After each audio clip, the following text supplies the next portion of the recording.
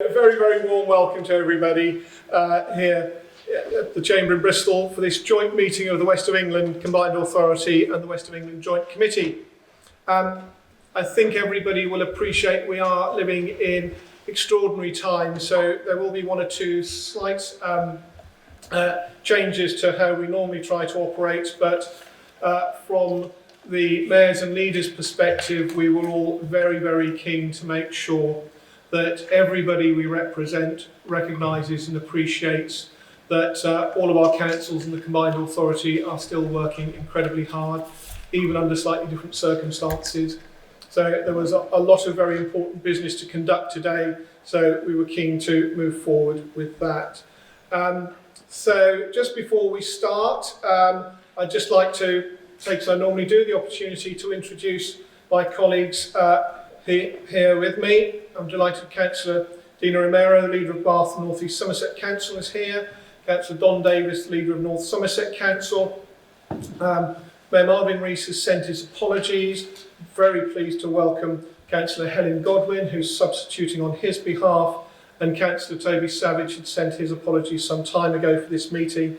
Delighted to welcome Councillor Steve Reed, who's acting on his behalf.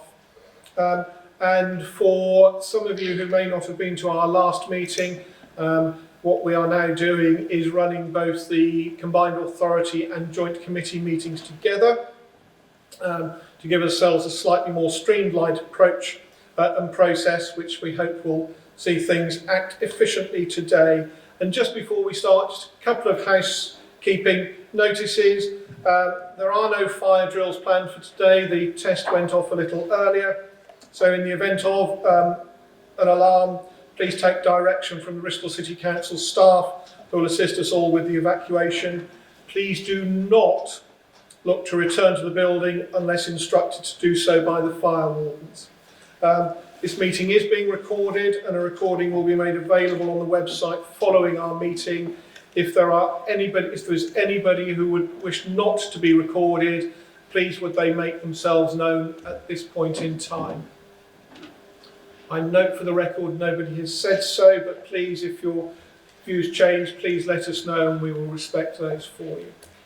Wonderful. Item 2 on the agenda is apologies for absence. I've just touched on the fact. So we've received apologies from Councillor Savage and Mayor Marvin Rees, and also from Professor Steve West, who's chair of our local enterprise partnership. Item 3 on the agenda is declarations of interest under the Localism Act of 2011. I will ask members if they have any declarations to make on any of the items on the agenda or any other business. I note for the record there are none. Minutes of the previous meetings, these have been circulated to members and made public. Members, were there any comments you'd like to make on those minutes? Thank you. Are you happy if I duly sign them for the record, which I will do a little later? Thank you so much. Just a very couple of quick announcements, if I may. I've already touched on the fact that, yes, we are living in unprecedented times. So I just one or two comments. I've already touched on the fact that all of our councils are continuing to work incredibly hard, representing everybody around the region as we are as a combined authority.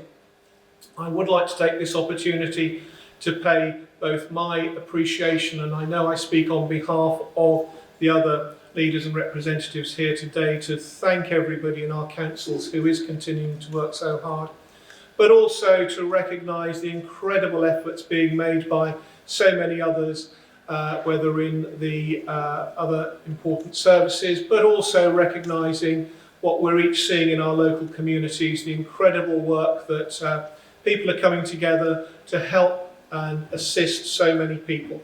So a very big thank you on behalf of us all here today to everybody who is working so hard to make real differences to people's lives in these really tough times. We have seen that there is a significant investment package being made by the government to provide support for public services, individuals and businesses, and we're working hard with government at the moment in terms of how that money is both managed and distributed throughout the region. That work goes on a daily basis, and I know other of my colleagues are on calls and in meetings about that right at this moment in time. But we're also working collectively together as mayors and leaders across the authorities. We have had calls taking place about different challenges we're facing so that we can come together and address those. I'm working closely with all the other metro mayors around the country, and I know that our council leaders and mayors are doing similar things in working collaboratively with people, but also with the communities.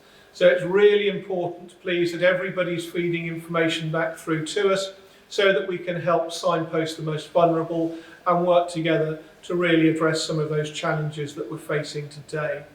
And as more guidance becomes available, we will be sharing that through our respective councils and ourselves. So again, vital in terms of the work the way everybody is working collaboratively at the moment. We're also taking a key role as a combined authority in assessing the impact on transport, working closely with the DFT. Our director for that sector was with us earlier in the meeting, and he's just left to go to calls with them around how we're working with our bus operators, train companies and others who are providing those important services, but also how we're working with the port and the airport at these times. So again, please be assured that lots of work is taking place at the moment. Latest information and advice for businesses and employees is available on the government website, gov.uk, but also on the Combined Authority and Growth Hub sites. We update that as we receive new information. And I know other information is being shared by our respective councils. So please, a message for everybody to keep abreast of that information as it develops. And as I say, the amount of work that our unitary authorities are doing are playing a vital role, especially in protecting the vulnerable people. And as we've said before, our thanks again to all of the councillors and especially the officers who are working so hard at this time. Just a quick mention about how, in terms of future decision making, given we're living in exceptional times and things are constantly moving forward, our constitution does allow the Combined Authority Chief Exec to take urgent and emergency decisions in consultation with myself. Clearly, these powers will only be used when absolutely necessary, and in those circumstances we will consult with the other chief execs and politicians wherever is possible. So please, we have powers and we're working with government how we are able to continue operating in this ever-changing landscape. And as Stephen's here, please, we will ensure that the Chair of Scrutiny is also kept fully informed of any such decisions wherever, again, this is practical, to make sure that that is working correctly. There is new advice coming out all the time from government, and the Local Government Association is pressing government to allow decisions to be taken in virtual meetings in the future. We hope this will come into effect in the near future, thereby removing the need for this form of urgent decision making to have to be made. But one of the key messages, I think, from the council leaders, mayors and myself is that we are still working really hard in other areas as well. So whilst our focus is clearly around the emergency situation we find ourselves, our officers and groups are continuing to work. So, there is other very positive news that's constantly coming through. For instance, we've just been selected by the government as one of the only 3 future transport zones in the UK. That means we'll be leading on a new £28 million package of transport improvements that'll see people able to plan and move around the region at the touch of the button using new technology. Looking at how we're able to integrate new changes into ticketing, how we might be able to use e-scooters, different modes, of trying to look at how, as we move forward as a region, we build technology into addressing so many of the challenges we face. There was also a lot of announcements in the budget recently that will again see significant investment into the region, that will see huge amounts of investment, additional investment into transport, into affordable homes programs, more investment to help homeless people, and also more investment into identifying and unlocking brownfield sites. Those are all really, really important things that will make big differences to people's lives as we move forward. So I'll keep that brief on that basis now and then move on to item 6, which is items from the public. 8 questions were submitted to this meeting, and as usual, their details have been circulated among the members and written answers have been provided. We'll now move on, please, to the aspect of the meeting where we have received statements. So we've received 35 statements which have been loaded on the website and shared with all of the members. Now, this is where I'm going to ask the members of the public that have come to join us to welcome you and ask you to, and I notice you have applied some social distancing already, thank you, that we work respectively and as effective as we can in this element of the meeting. So please, as I say, your statements have already been shared. What I would still like to do is to give individuals who've made statements the opportunity to address us for up to 2 minutes each, should they wish. My ask, please, is that as your statements have been shared already, there is no need to read them all out. I'd be really keen, please, in terms of how we operate today, if you'd like to make any additional comments or pieces that are not made in your statements. So we will keep to running as we have normally in terms of the running order on the order in which those statements were received. My understanding is we've got 1, 2, 3, 4, 5, 6 people who've made statements, so I'll invite them in that order to address us, please. The reminder is that we have 2 minutes, and I will remind you when there's 30 seconds left. But please, I'd respectfully ask that we can respect the view of everybody here to not necessarily read everything out, but just to provide anything additional. The first person on the list is Dave Redford. Thank you. So we're in unprecedented times in public transport, and I think it's very important that we also consult with the Bristol Transport Board and users in terms of WECA being the transportation authority. First point is, obviously, we've got an emergency bus service timetable in operation. How long that will last? That's from Saturday services from Monday, and please North Somerset's bringing in diamond cards to get to work. I hope the other 3 unitary authorities will do that immediately as well, and bring in their diamond cards for older people to get to shops and things, and also so we've got the whole city region does the same thing. On the buses, we keep talking to the communities about the services because they're going to be very different on Saturdays to what they are in the weekdays. 19's a big issue, Bath to Cribs Causeway, serving the service is very different on Saturday to what it is on a weekday. And 42 to the hospital at Bath, the shuttle bus. The rail is just about to go over to emergency timetables. We need to make sure that WECA officers and Peter Mann actually starts to scrutinise that. We can't have situations where people can't get to the work. It's in the North Fringe on local trains. That's got to be looked at very carefully. Someone's at rail hubs for Southgate Hospital. We've got staff for the BRI on those local trains. We need to make sure that's actually picked up by rail officers in WECA and actually be feedback to DFT. We're very concerned there's no contract signed as today, at this very minute, between First Group and the DFT for Great Western Road finishing on the 31st of March. That's serious, very serious.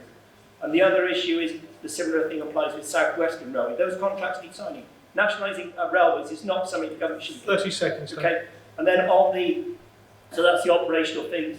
Very grateful there's lots of extra cleaning going on the buses and things that's going on now. On the actual local transport plan, very pleased we have to get it through, but I'm very worried about the road elements. There's far too much road building in rural areas in that local transport plan to be actually sensible.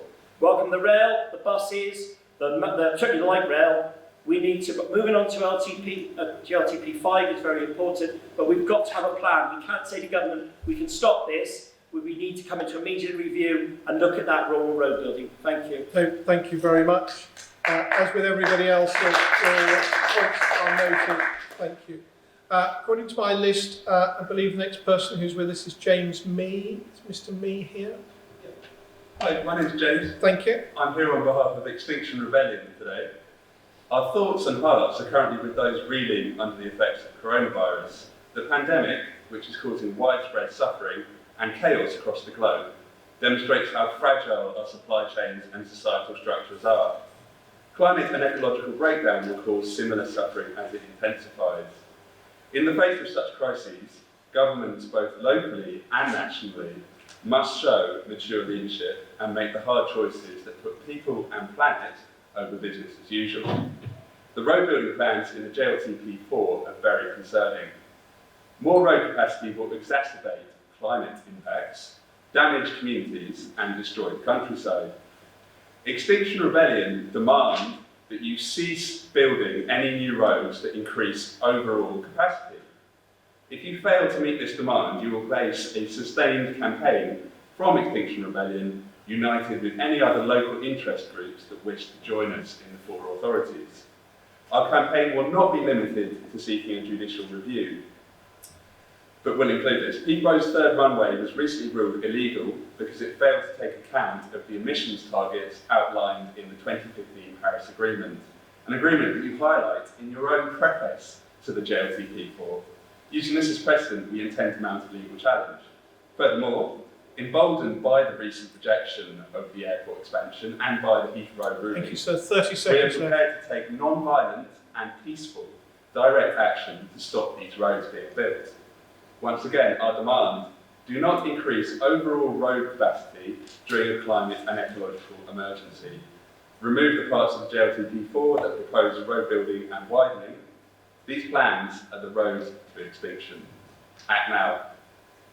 Thank you very much.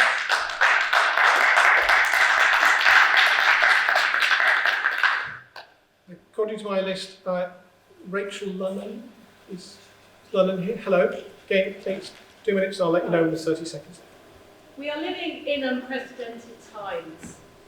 Coronavirus teaches us that our system is not resilient, and it also shows us that we can act definitively and make hard decisions. This is a time of ecological and climate crisis. We must address these issues if we wish to protect our children and our future selves. We must stop burning fossil fuels. We cannot increase our road capacity and reduce fossil fuel consumption. Therefore, my statement is, I tell you, we cannot keep building roads. Please remove the road building from JLTP4. Thank you. Thank you very much. Tony Lloyd is the next name on my... Oh, hello. Sorry. I see you. Thank you. I think you're familiar with the form, but 2 minutes and time starts now. Okay. Tony Lloyd from the Prosperous, which is the Friends of Suburban Bristol Railways. Just like everybody else, we're appalled about the amount of road building within the JLTP4. We don't think this is good scheme at all. We know that building more roads just creates more congestion, more road space. Cars come to fill it. So it doesn't, in the end, help. We need public transport. And we think a lot of the money allocated for cars, for road building within the JLTP4 should be transferred to public transport provision. We have read through JLTP4 and seen that there is, thankfully, quite a few suggestions, mentions of rail stations that we have already submitted as part of our rail plan that I'm sure most people have had, positive rail plan. So we're happy with that. One thing we are unhappy with is the Culpit Heath has been omitted from the JLTP4. It should be put in. We think it is important and will be an important station for the future. Finally, about this, all the good words about rail provision, of course, they've got to be put into action. And where's the money coming from? We suggest a lot of that comes from the roads, the road budget. Can I just move on very quickly to Metro West Phase 1? We're pleased that that's going ahead, the Portishead scheme. 30 seconds, Mr. A Lloyd. little late, however, we need to push on with Phase 1A, which is a half-hour service from Templemeads and to Avonmouth and Harley to Severn Beach. We know that 9 million has already been committed by WECA to delivery of this, including the subsidy to GWR. And we've also been told that 1A does not need to wait for the completion of Bristol East model junction remodelling. So, the question is, when will this be delivered? Will it be ready for the May 2020 timetable? Thank you, Mr. Lloyd. Your time's up. Thank you. Thank you very much. Councillor Foden. Hello. Yes, thanks very much. And I have to say, I'm really quite impressed. So many people have actually turned up despite the really difficult circumstances. I hope you'll take note of that. I wanted to make a few key points from my statement, partly because I wanted it to be not just on the record, but seen to be on the record, despite the fact there's this sort of stripped down, minimalist, sort of democratic process going on around the country at the moment, and the lack of a live broadcast. But some of us are here, and I hope you can hear what they have to say. I counted 12 questions submitted to this meeting, and all 12 are seeking to challenge the basis for a massive road building programme. And despite the fine words in your document, despite the reassuring replies and comments about the other priorities and the climate emergency in JTLP 4, actually you haven't addressed the real points, which is where the money's going and where the money's not being allocated, as you've just heard from others. And of the 36 statements submitted to the meeting, all of them are challenging the basis for putting all that money into roads and not actually funding all the alternatives. So we're here to challenge the fact that the presumptions are muddled and the strategy is out of date. It's not fit for purpose. And I can see you're trying to say, belatedly, with an extra little bit of paper, that actually it was Paris Agreement compliant. But, you know, that's a bit late. It wasn't in the document. It wasn't. 30 seconds, sir. Sure. So the authorities don't all agree to the proposals. There's no consensus. Building roads generates traffic. You're creating the problems that parts of the document say it's trying to solve. So you've got to rethink it and not implement the whole document. It's contradictory. Business as usual no longer applies. Leadership means acknowledging when something's going wrong and putting it right. You've got to redirect this. Take out the empty promises. Put in real support for the alternatives you say are your priorities. Thank you. Nick, thank you very much. Into my list, Richard Baxter. Mr. Baxter, hello.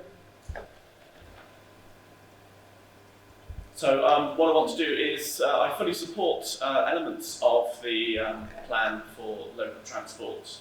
Certainly the cycling, mass transport for trains and buses and walking. But I can't wholly support the additional roads that you're considering building. I think we've come to a point on our planet where we need to basically decide those things we need to retain for a sustainable planet. And those things that we need to relinquish. And we know the internal combustion engine is one of those, and we're switching over to electric as long as that's renewable. But that means these additional roads are kind of like last century. You know, it's a plan that I think is not looking towards a sustainable future. So I would like you to reconsider your plan and basically reallocate that money to developing alternative modes of transport so that we can live sustainable lives. We know that roads at the moment are killing up to 300 people with premature deaths because of the NO2 and particulates that are being emitted from those. So that's my request, is that we reallocate money for a more sustainable transport in this area. Thank you very much. My colleagues who were talking to you earlier, from what I understand, that was everybody who had submitted a statement. Unless anybody has arrived late that we weren't aware of. So thank you all very much indeed. As I've touched on a little earlier, all of your statements have been shared with all of the members ahead of the meeting. So thank you again for taking the time to submit that and to come along and join the meeting today. It's always appreciated. So we now move on to item 7, which is any petitions from members of the combined authority. I'm not aware of any. I note for the record there aren't. So we move on now to item number 8 on the agenda, which would have been comments from the chair of the Local Enterprise Partnership. As I said to you earlier, Professor Steve West isn't able to be with us today. He's sent his apologies. So we move neatly on then to item number 9. Comments from the chair of our Overview and Scrutiny Commissions. I'm delighted that Councillor Clark's with us. So would you like to talk to us for a few minutes? Yeah, thank you, Chair. Our Scrutiny Commission met 2 days ago but wasn't quorate for understandable reasons. But we had already produced a detailed report on JLTP4, which is included in the papers, I think. We added further comments at our meeting, and this verbal report combines those comments with the written report. We support the broad principles of JLTP4, and there's much to admire in the plans, but there are certainly problems. We've seen the legal advice that's been obtained concerning the impact of the Heathrow decision. We note the change of wording in parts of the JLTP4 as a result of that advice, and we're now told that the plan is compliant with the Heathrow decision. One of the problems we felt was this report often feels like it's written by different people. There's some parts of it, especially in the preamble in the principle section, that are very carbon aware, but there are still too many major road building schemes, including new motorway junction. Our overriding view is that there are just too many roads. As we now all should know, and I think we probably do know, new roads just attract more cars, and these schemes should be reviewed. We were concerned about the timescale. We weren't clear about the proposed working lifetime of this document. Normally it would be a number of years, but officers have said it's a stopgap, and a drafting of a new plan will begin almost at once. In fact, we know this would take at least a couple of years. We were also told by officers the other day that there's a review mechanism in the plan, which means that this version of the plan could just be updated. Again, we need to understand that process and be involved in it, and at the moment I'm not sure we are. We found it confusing in certain instances about who is actually making decisions on these major schemes. We consider each prioritised scheme should have a published decision tree. We all agreed that it was critical that all major schemes are evaluated looking at their impact on climate change, and while this is hinted at in the plan, we would like it spelt out more clearly. In a related point, we considered that the list of schemes provided should be reprioritised in an open and clear way to take account of the declaration of the climate emergency by WECA. Of course, many of these schemes were planned before the climate emergency was declared.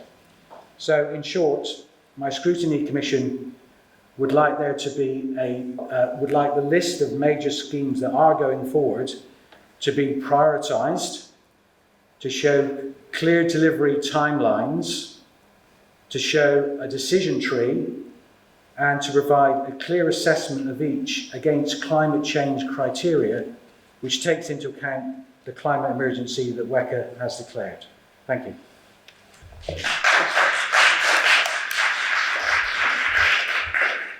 Thank you very much, Councillor Clark. And again, as I always say, our thanks to you and your members for signing on it. Dina, was there something you wanted to add very briefly? Yes, very briefly. I know that we've mentioned this on previous occasions, and we've also been considering, whether or not it would be better to have a climate emergency board, whether it would be better to have some sort of perhaps a climate emergency expertise embedded within scrutiny. I don't know whether or not you've discussed this yet, but where do you, in your view, where do you think that sort of oversight about climate emergency should sit? Yeah, very briefly, if you would, Councillor. Yeah, we discussed that at our last scrutiny commission. We very much feel there should be a board and there should be expertise. We understand that the next iteration of the plan is coming to the June meeting of this group, and we propose to put in further recommendations at that time. But basically, we very much think that there should be some representation, rather than the way that has happened in Bristol. There should be some expertise, and each scheme should be measured against those criteria, and should consider them. Thank you very much, and thank you for acknowledging that reports are coming to the next boards. I'm sure Dina is aware, but yes, there are discussions about recruiting expertise into that space. So thank you for that. Wonderful. The next item on the agenda are comments from the Combined Authority Board. And this is just to remind everybody here that we have 4 specific advisory boards dealing with planning and housing, transport, business and skills. And they are attended by all the relevant cabinet members and executive portfolio holders from each of the authorities. Specific comments from each of those boards about the items on today's agenda have been circulated, and those comments, of course, will be taken into account when we reach the relevant agenda items. That is concluding item number 10, which now means that that is the end of the first section of the standard items of business. We now move on to items of business to be considered and voted on by all 4 of the authorities on what is known as the Joint Committee. The first item, item 11, is regarding the Local Enterprise Partnership and Invest Bristol and Bath Revenue Budget Outturn Report from April 2019 to January 2020. This report has been circulated and shared with all members. Lots of work for those in the public here goes on between all of the officers across those respective aspects of our local authorities in putting these reports together. And it's essentially an update and information for today. There are no specific decisions to be made, but I'd welcome any thoughts or comments if there were from any of our members.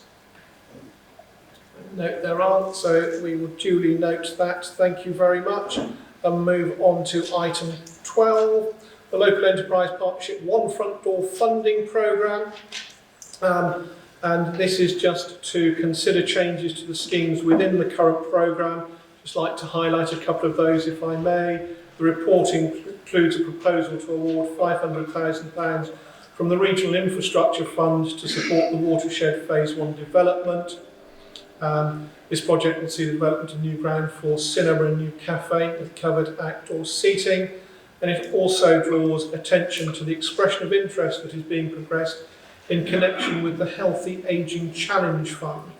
The combined authority is leading this bid, working with partners, and encouragingly we're now going into the bid interview stage. Really exciting opportunity here to potentially create better homes for older adults, based on the home user's needs in terms of home design, technology and care. And again, really highlights again what we do in this region is where we bring innovation and new ideas into addressing so many aspects of how we live and work. So again, really important piece of work there. I'm very happy to move the recommendations as set out. Could I look for a seconder, please? Helen, thank you. Members, was there anything you'd like to talk to here? I'll just run round. Helen, was there anything you'd like to add? Yeah, just to make a point on the watershed plans. Obviously, they are going to be subject to planning, but we do welcome that investment. Thank you. Steve, Tom or Dean, or anything you'd like to add? No, in that case, then, can we just move to the voting? I propose, if you're happy, that we consider recommendations 1, 2 and 3 as they have the same voting arrangements first, and then if you're happy that we take recommendations 4 and 5 together. May I ask you to indicate if you're in favour of recommendations 1, 2 and 3, please? I note for record that everybody is. Thank you. And then please would you indicate if you're in favour of recommendations 4 and 5? Again, I note for the record everybody is. Duly carried. Thank you very much. We now move to item 13, the adoption of the local transport plan. This plan, this report speaks. More pollution, more emissions, more deaths of children. Thank you very much. I have asked that we treat this with respect. No new roads. More emissions. Thank you very much. Emissions don't stop at any council borders. We need to be more. Right, in that case, madam, please, I have asked people to treat this meeting with respect. And more roads built on it. Nobody wants these roads. It needs to stop right now. Thank you very much indeed. There was a due opportunity for people to make those statements. Please, I would ask you to treat this meeting with respect. So, we're now going to move on to business, which is to seek approval for the Joint Local Transport Plan 4. There are a couple of things I'd just like to say specifically related to this item. So, as we've seen from the statements and questions submitted, there has been a great deal of public interest in the development of this plan. And that's why we felt it was really important that we brought this paper to this meeting today. So we have made extraordinary measures to bring this to this meeting rather than take other plans.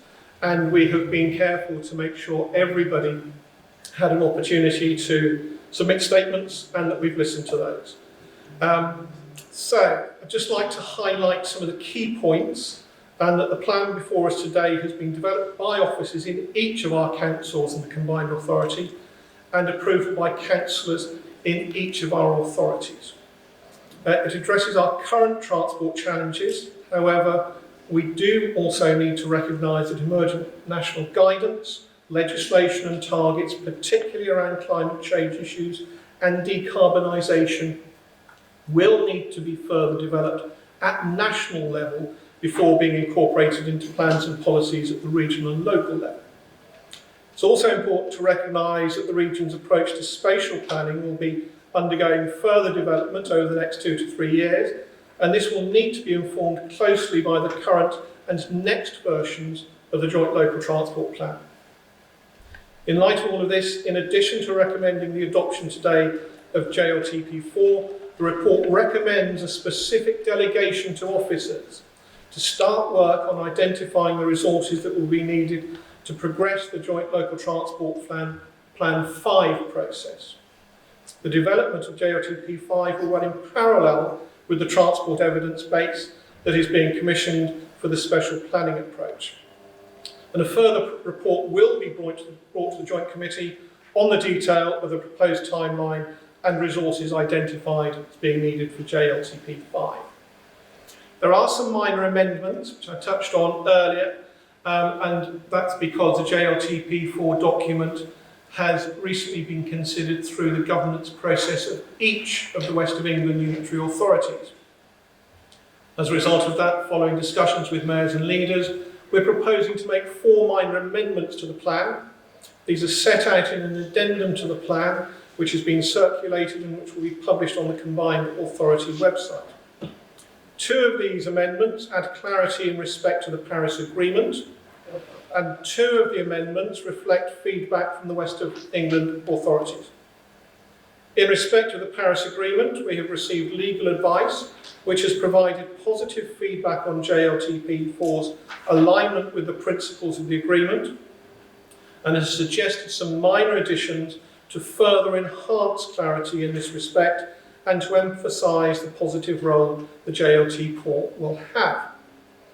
Amendment 1 therefore adds an additional paragraph at page 6 to reflect that there is full commitment within JLTP4 to reducing carbon and that JLTP4 is fully in line with this and takes account of the Paris Agreement. Okay.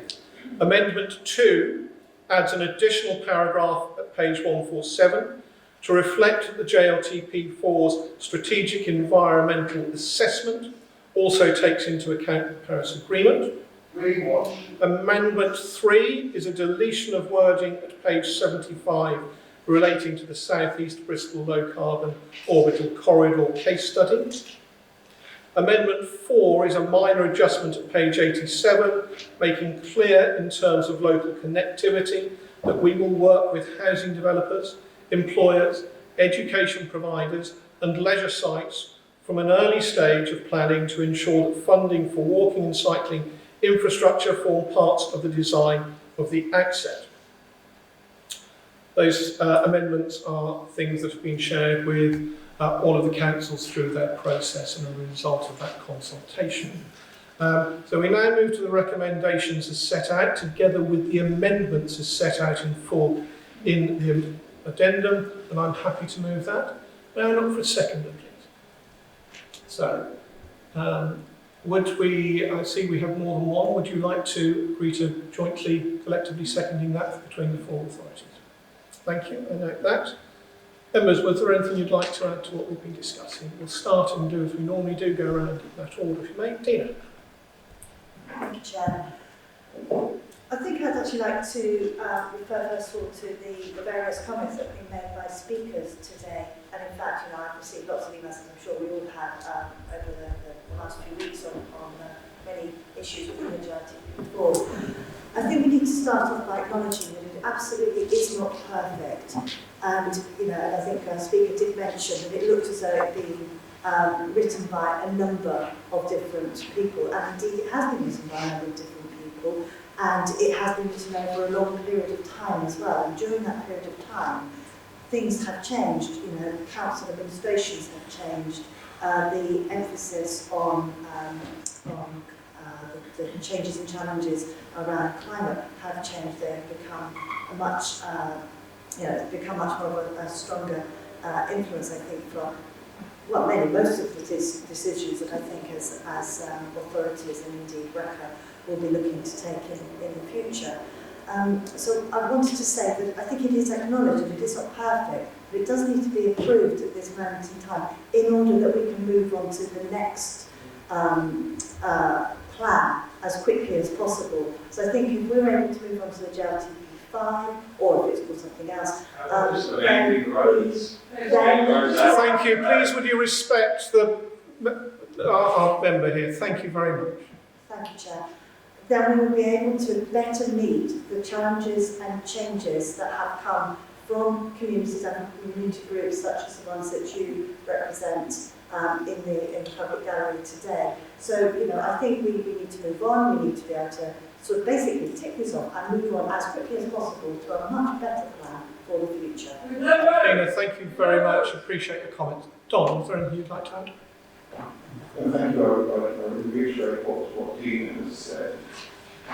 North Somerset took a decision to confirm the refusal of the airport expansion on Wednesday, and part of that was led by the lack of sustainability of access to that airport. And I think it's important to stress, what does that mean? Well, it means we have an emergency and we have to act very quickly, but of course, we have to act very quickly and base what we've got now, don't we? And much as I would be very supportive, like to Tony Lloyd, in increasing rail services, we have very, very few options there. And as the Porter's headline has shown,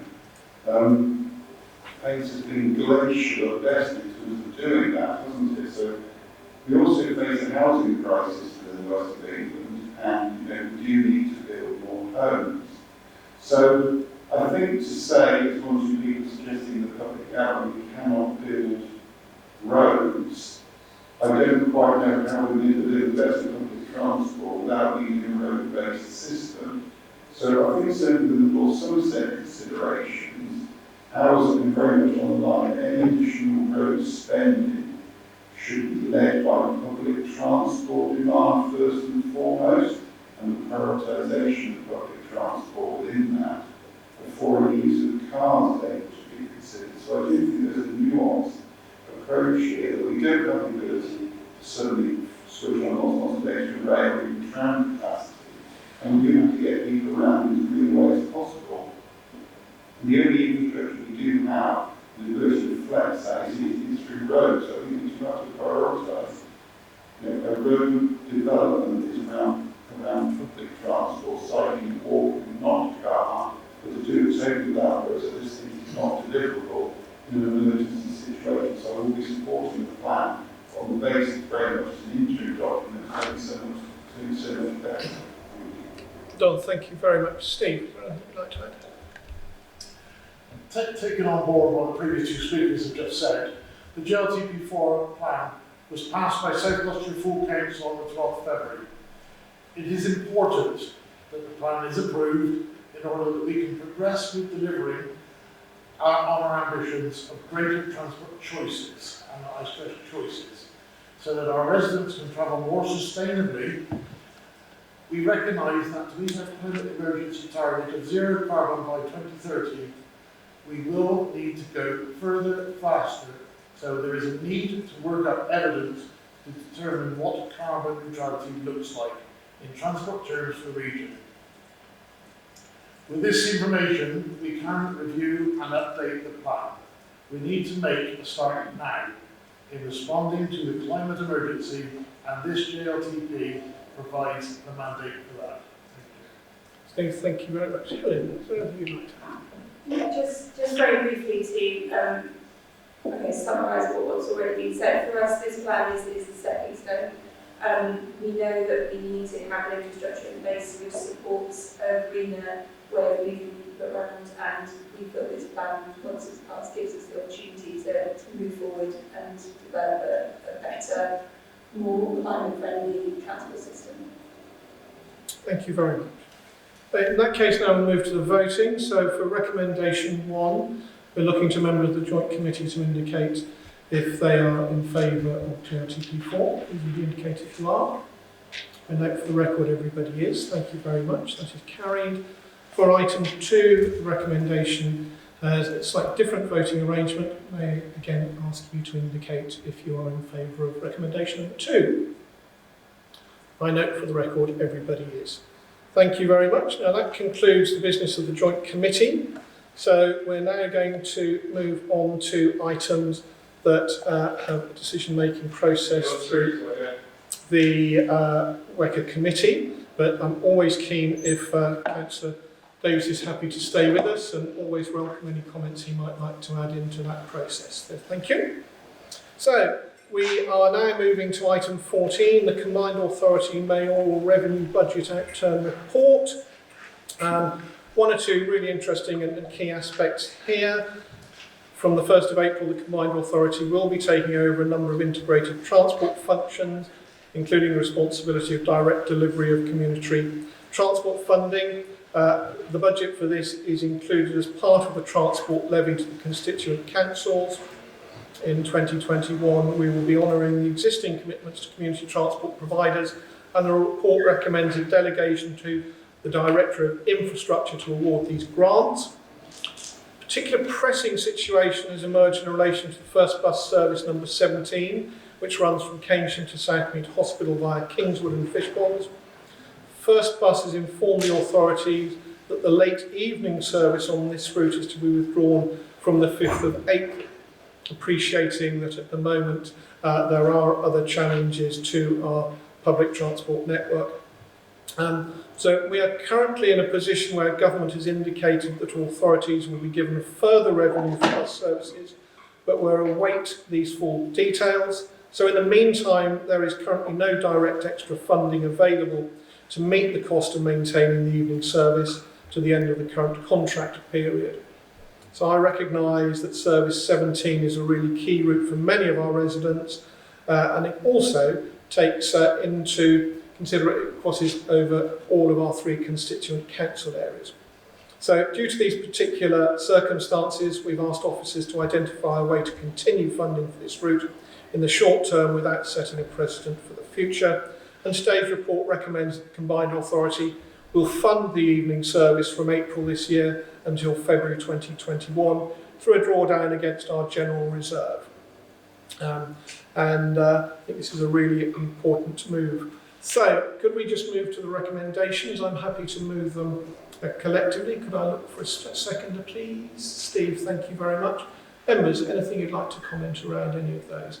In this case, we'll do it the other way around. We'll go with Helen first and go around the table if we may. Thanks, Tim.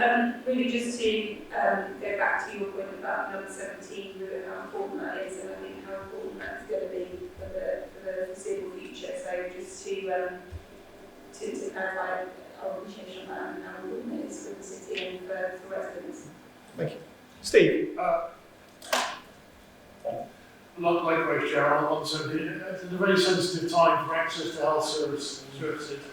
It was disappointing to see that number 17 service was being cut, and I am therefore grateful to the WECA Mayor and the other authority colleagues that we've been able to make this allocation from reserves to ensure the continuation of this service until such time as we can take a wider review of contracts. As a service crossing the boundaries of all 3 WECA authorities, it is really helpful that WECA can make a truly regional solution. Thank you, Chair. Thank you. Don, is there anything you'd like to add in this? Just two things. One, from an operational point of view, of course, all the North Somerset bus services actually serve Bristol as well. Places like Hot Bus with no bus service without the ex-buses from North Somerset. So I know we're not in the combined authority, but it needs to make sure that people are aware of that. The other question is, I think this is going on today, and David is here, isn't he? but I did notice that one of the parts of the HCT group, which also run Bristol Community Transport, are about to stop operating. And I just wondered whether we need to be communicating with our community transport providers about any issues they have in terms of support, both from North Somerset and also probably the wider WECA-led groups, because I do think they are key providers. Steve mentioned about hospital service and the 505, as well as our community transport providers. I just think we need to make sure that we are being sufficiently robust in supporting those sort of organisations. Don, thank you. And again, I know you were in an earlier conversation when David has left because he's gone off the call to the DFT, but thank you, but we'll flag that with him. Dean, any thoughts on this? Yes, I think, if this was normal times, this would be, this would be an interesting solution because obviously it creates an unbudgeted pressure anyway. But we're not in normal times, and I think it is important to recognise that whatever solutions are then drawn up to help our, bus services for now, that we can perhaps use some of the knowledge that we're gaining from that in order to perhaps make a better provision for the future for bus services. Thank you. Appreciate all your comments. So just moving to the voting, I note recommendation A is just for noting, so we'll duly note that. We have similar voting arrangements for recommendations B and C, so if members are happy, I suggest we take them together. I ask you to indicate if you're in favour. For the record, everybody is. Thank you very much. So that takes us to item 15 regarding the investment fund. This sets out the latest proposals for the £350 million investment fund, which we use to bring significant positive improvements and impacts for our residents right across the region. Just a few very, very quick highlights. There's always so much happening in this area, but full business case for the 4174 Wraxall Road roundabout signal scheme. I know that'll make a big difference in helping alleviate congestion in the area, and it's something that our public transport operators have been calling for. Additional awards, a specific award into the regional bus network, specifically to help improve the infrastructure within the centre of Bristol. Really important. And again, there's something which I think is really interesting there in terms of something that's going to span across all of the region, of course, including North Somerset. That's our really, really ongoing commitment to our investment in railways. Another £250,000 to put together the strategic plan for future improvements and enhancements, and another £552,000 to improve stations in the west of England and start bringing them up to what will become our new regional Metro West standard. And of course, there's also an allocation into Baines on their Love Our High Streets funding for the Keynsham Town Centre project. There's lots of many other things as well. Happy to move those recommendations. Look to someone to second those. Steve, thank you very much. Members, just like to open up if you've got any thoughts. We'll start with you, Steve, and go around whichever is clockwise from you, I think. I'm delighted. I'm delighted to see the approval of the full business case for the A4174 Wraxall Road roundabout scheme. The roundabout suffers from serious congestion at peak times and is a strategically important location on the ring road. The scheme will help improve traffic flows, improving the reliability of journeys, including buses. The scheme also effectively acts as match funding for two schemes submitted to government through our Western Gateway subnational transport body, and the ability for us to commence the Wraxall Road scheme in the summer will demonstrate our ability to deliver on the wider network improvements. I'm also pleased to see progression on the station enhancements project, which I hope will complement the work we have commenced with stakeholders in Gate in developing a master plan and better connecting the train station to the town centre. I hope that the development of the business case will open up opportunities for further funding on these projects. Steve, thank you. Dawn, again, if there are any comments regarding impact, thank you. Dina, anything you'd like to add? Yes, just a little bit. Obviously, I'm delighted with any money that's spent in Bath and North East Somerset, and so I'm, as you would expect, really welcome the just over £500,000 that's going into Keynsham Town Centre as part of the London High Street funding. And I think the other thing I would just like to say is I think quite often funding projects, in whichever area it is, actually does mean that we ourselves are then better placed to link in with future government funding. So I think it is actually something that should be recognised, that often funding from here isn't the whole solution, but it does enable the whole solution to be achieved. Thank you. Helen, anything you'd like to add? Yeah, just very briefly, I just wanted to talk very briefly about the bus deal, which is referred to in the documents as the Bus Strategy Infrastructure Programme, which is really important for Bristol as that step to prioritising our buses. And I think, again, given the unprecedented situation that we're in today, this is going to be really important in terms of getting our buses back up on track when this pandemic is over. And I think on that particular, it's the same with the trains.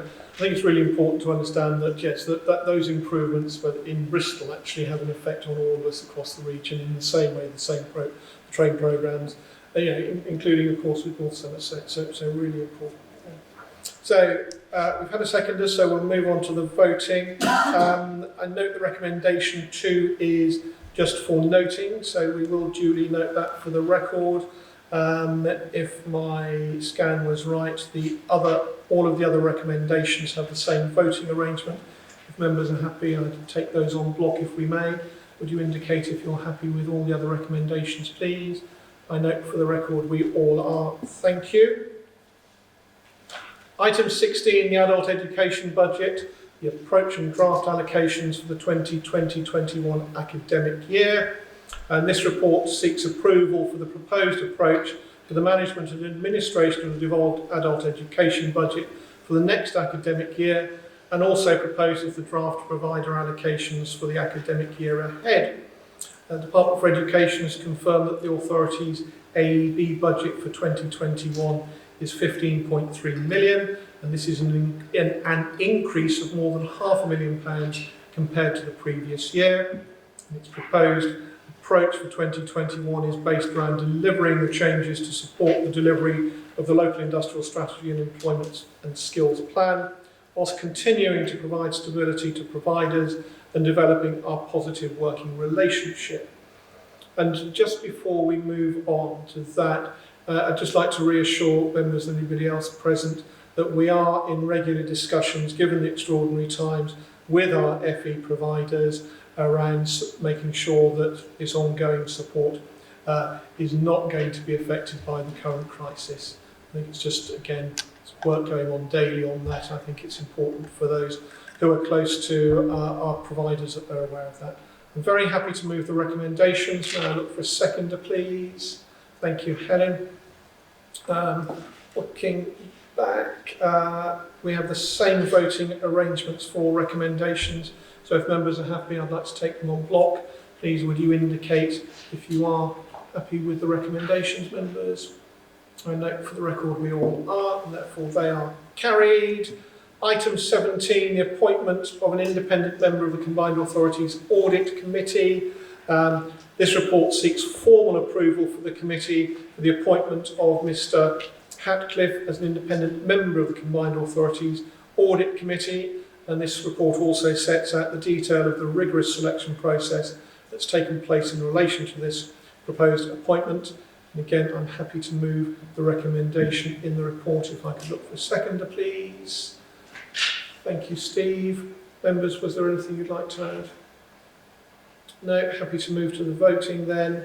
And I'm looking at that, and again, we have the same voting arrangements for both of the recommendations. So could I ask you to indicate if you're happy with both the recommendations? I note for the record that we all are. May I just quickly add on that? I am keen that North Somerset has some involvement in the future of that committee, so would appreciate the conversation with you about how we could do that in the future. Thank you very much. That takes us to the final item, which is item 18 for information. So whilst we draw this meeting to a close, Please note that details of the decisions taken at this meeting and the draft minutes will be published on the Combined Authority website as soon as possible, as will the public statements submitted and the questions and their subsequent replies. It's the end of the business for today. May I just again thank everybody who's joined us today. Mike, very, very specific thanks, please. Would you share that with everybody in the council who's worked so hard to facilitate us today? I know we all really appreciate that, and thank you. But for those members from Bristol who are here, I'd like to personally thank you as well. So thank you very much indeed for that. And again, we're all working in very, very difficult times. The way in which we have come together, both as authorities working with the Combined Authority, I think has been a real testament to how we can make such difference to people's lives at these extraordinary times. And again, thank you to all of the work you're doing at councils in that specific area with all of your officers and councillors. And on that note, I declare this meeting closed, and my phone says it's 11:37 for that. Let's take the meeting. Thank you all very much indeed, and appreciate all your support today. Thank you.